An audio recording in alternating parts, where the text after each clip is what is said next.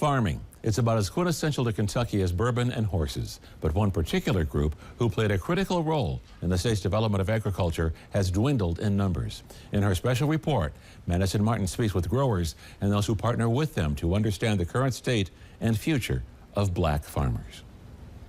It's nature. You're outside. It's like you and God. Audrey Barber of Barber Farms is one of the few black farmers left in Kentucky. Local farming as a whole has been hit hard in recent years. Corporate agriculture, a grain population, upheaval in the dairy industry. The last few years of farming has been really challenging. But for African Americans in Kentucky, history and heritage are found rooted deep. The African American experience begins with agriculture. This part of Kentuckian history played a critical role in establishing the Commonwealth that we have today. So much of the wealth and the industry and the current economics that you see in the state were generated through slavery. In the USDA's most recent census of agriculture, out of the nearly 74,000 full or partial farm owners in Kentucky, only 423 of them were African American. Many African American farmers are still losing land. This is something that's been happening for many years. Within America, currently, black American landowners are losing 30,000 acres of land each year. You have those situations where people were forced off the land. You have where there's air property, people who didn't pay taxes and so forth. In modern times, it's more so, too, that people really don't understand why we should hold on to the land. The land is power.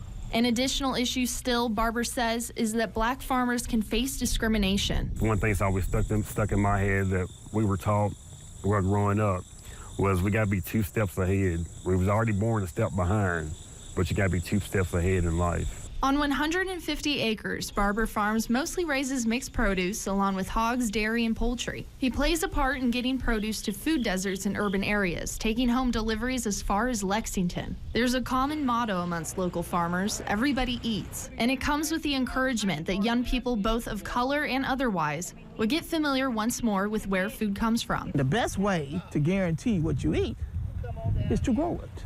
Dawson recently hosted a farm-to-table event to showcase her Russellville urban gardening project. The project includes a garden park and high-tunnel greenhouses, along with partnering with a nearby high school to help get them an aquaponics program. Dawson says the intention is to give rural youth opportunity to explore another avenue of career options. She paired with Black Soil, an organization taking farm-to-table tours at African-American farms. We truly believe farming is the highest calling. We know that food insecurity and food deserts overwhelmingly affect communities of color, and so teaching that self-sufficiency of having the skills to know how to grow your own food is very important. Community gardens and potted plants, they're techniques that are still reminiscent of older generations' relationship with the land, but perhaps more accessible for younger people. The older farmers all across the board, across race, ethnicity, are saying the young people don't want to do it. And I say that the reason they don't want to do it is because they really don't understand that it's not the same. As local farming innovates to keep up with the changes while inviting young people to be a part of it,